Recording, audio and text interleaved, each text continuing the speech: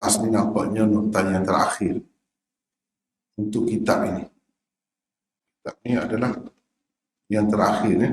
Asli kira-kira kalau ada mungkin 2-3 lagi yang terlepas. Itulah.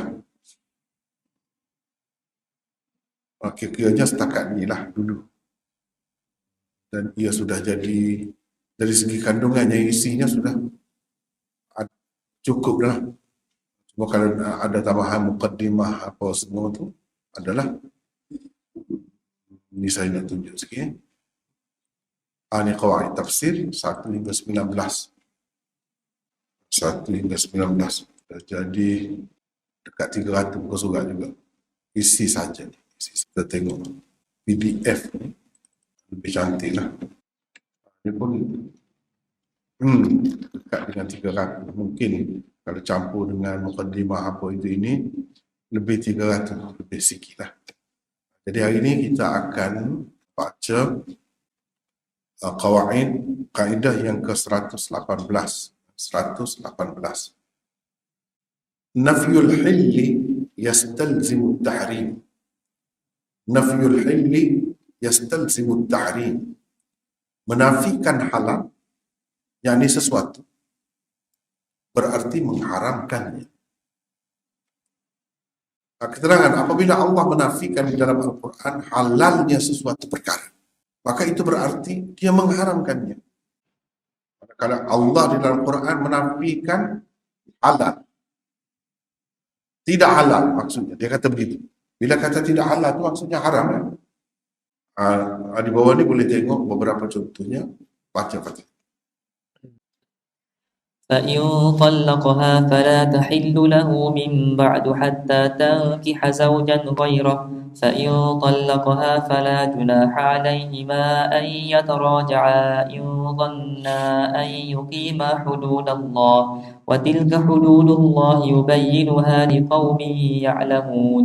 Bermaksud, sesudah diceraikan 2 kali itu, jika diceraikan pula bagi kali yang ketiga, maka perempuan itu tidak halal lagi baginya sesudah itu, sehingga ia berkahwin dengan suami yang lain. Kemudian, jika ia diceraikan olehnya, yakni suami baru itu dan habis iddahnya, maka mereka berdua, yakni suami lama dan bekas isterinya, tidaklah berdosa untuk kembali berkahwin dengan mas kahwin yang lain.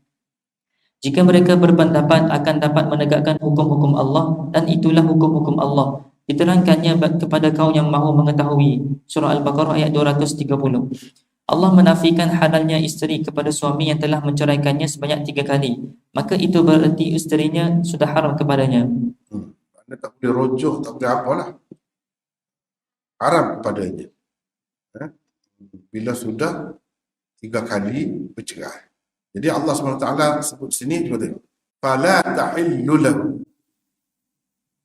Tidak halal pada seseorang lelaki. Itulah selepas itu. Selepas mana yang cerai kali yang ketiga. Tidak halal itu selama mana? Ada ujung dia. Sehingga perempuan itu berkahwin dengan orang lain. Lepas itu kebetulan dia bercerai. Tidak halal juga. Kena kahwin lain lah. Kena kahwin lain dengan mas kahwin lain. Lepas tu baru boleh. Kalau sebelum kahwin dengan orang lain, perempuan itu tak kahwin dengan sesiapa, habis hendah pun, lama 10 tahun pun, tak kahwin dengan sesiapa, nak kahwin dengan suami tadi, tak boleh. Tidak halal. Tidak halal maksudnya haram. Baru boleh jadi halal balik kalau perempuan itu kahwin dengan orang lain. Pas habis hendah dia kahwin dengan orang lain. Dia kahwin sekejap, sebulan, 2 bulan tu, bercerai. Bukan dirancang. Kalau dirancang, itu orang panggil dalam istilah bahasa Melayu dia panggil Cina buta. Itu haram. Tak boleh buat gitu ya. Jadi perbuatan mentahlilkan, menghalalkan itu dengan rancang lah, dengan bayar upah apa ikutlah. Ini tidak rancang, cerai. Lepas tu habis hendah dengan suami itu, bolehlah kahwin. Boleh kahwin dengan mas kahwin lain. Baru boleh. Jadi bila kaedahnya, bila Allah SWT sebut tidak halal, Maksud dia ialah haram. Haram tu ada, kalau macam di sini, haram sebelum perempuan tu kahwin dengan orang lain, dan lepas tu dia apa nama, bercerai dengan suami baru tu. Lepas tu dia bereddah. Lepas tu kahwin balik akad lain dengan mas kahwin, baru halal. Kalau tidak, haram. Baca lagi Fathi. Baca lagi. يا أيها الذين آمنوا لا يحل لكم أن ترثوا النساء كرها ولا تعضلوهن لتذهبوا ببعض ما آتيتموهن إلا أن يأتين بفاحشة مبينة وعاشروهن بالمعروف فإن كرهتموهن فعسى أن تكرهوا شيئا ويجعل الله فيه خيرا كثيرا. Bermaksud, wahai orang-orang yang beriman, tidak halal bagi kamu mewarisi perempuan-perempuan dengan jalan paksaan, dan janganlah kamu menyakiti mereka dengan menahan dan menyusahkan mereka, kerana kamu hendak mengambil balik sebahagian daripada apa yang telah kamu berikan kepadanya, kecuali apabila mereka melakukan perbuatan keji yang nyata. Dan bergaullah kamu dengan mereka, yakni isteri-isteri kamu itu, dengan cara yang baik. Kemudian jika kamu merasai benci kepada mereka disebabkan tingkah lakunya, janganlah kamu terburu-buru menceraikannya, kerana boleh jadi kamu bencikan sesuatu sedang Allah hendak menjadikan apa yang kamu benci itu kebaikan yang banyak untuk kamu. Surah An-Nisa ayat 19. Jadi sama juga di sini, tidak halal kepada kamu mewarisi perempuan-perempuan secara paksa. Ya, apakah kalau secara tidak paksa halal mewarisi? Tidak juga. Karena kalau secara paksa tu lagi tu. Kalau tidak secara paksa pun tidak halal. Apa makna mewarisi perempuan? Zaman jahiliah itu, isteri ayah, bila ayah mati, diwarisi oleh anak. Anak boleh buat sebagai isteri. Mak dia, mak tiri dia. Begitu. Itu tak boleh, tak boleh. Tidak halal, mana haram buat begitu. Pada ayat ni mengharamkan tradisi Arab, tradisi jahiliah sebelum Islam. Lepas tu ambil balik mas kahwin, itu pun tidak halal. Yang telah diberikan kepada isteri, ambil balik, paksa dia, bagi balik. Itu pun tidak halal juga. Maksudnya tidak halal, haram. Walaupun sebanyak mana kita telah bagi, walaupun berjuta-juta pun, atas nama mas kahwin itu tak boleh diambil balik. Haram. Sebab apa? Sebab dikatakan tidak halal. Teruskan. والمطلقات يتربصن بأنفسهن ثلاثة قروء ولا يحل لهن أن يكتمن ما خلق الله في أرحامهن إن كن يؤمن بالله واليوم الآخر وبعولتهن أحق بردهن في ذلك إن أرادوا إصلاحا ولهن مثل الذي عليهن بالمعروف وللرجال عليهن درجة والله عزيز حكيم. Bermaksud, dan isteri-isteri yang diceraikan itu hendaklah menunggu dengan menahan diri mereka dari berkahwin selama 3 kuruk, yakni 3 kali suci dari haid. Dan tidaklah halal bagi mereka menyembunyikan, yakni tentang memberitahu tentang apa yang dijadikan oleh Allah dalam kandungan rahim mereka, jika betul mereka beriman kepada Allah dan hari akhirat. Dan suami-suaminya berhak merujuk kepadanya dalam masa iddah itu, jika suami-suami itu bertujuan hendak melakukan islah, yakni kedamaian. Dan para wanita mempunyai hak yang seimbang dengan kewajipannya menurut cara yang sepatutnya. Akan tetapi para suami mempunyai satu tingkatan kelebihan daripada isterinya, dan ingatlah, Allah Maha Perkasa lagi Maha Bijaksana.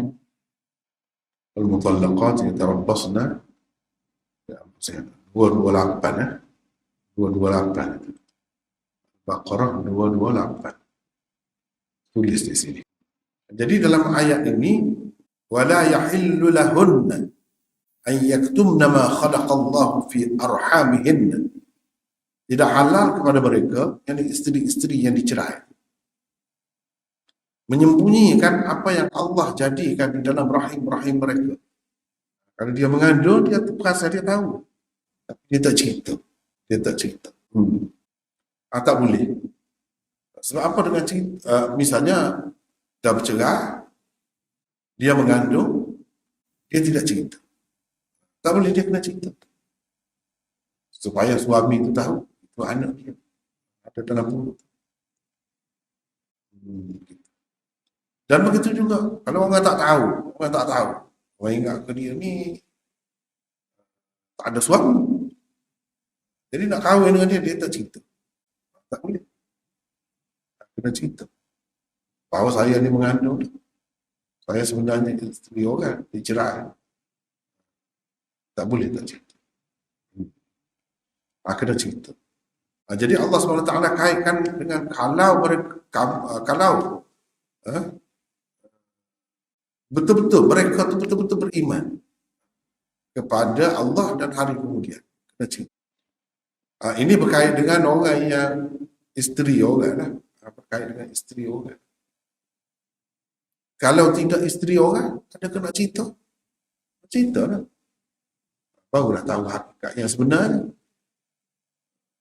Kita kata, kalau cerita orang tak nak kan. Orang tak nak kan ada yang nak. Begitu. Tapi kena cerita. Supaya tidak keliru. Nanti dia anggap anak dia. Padahal tidak anak dia, anak orang lain. Soal nak kahwin dengan orang lain dalam keadaan sudah mengandung itu cerita lain. Dari segi nikahnya sah. Walaupun tidak bagus apa itu cerita lain. Baik. Jadi di sini bila dalam Quran disebut tidak halal, maksudnya halal lah. Perkara itu. Itu je yang kita naknya. Jadi kesimpulan daripada kaedah mula-mula yang kita baca ni iaitu 118 itulah nafyul hilli yastalzimu tahrim.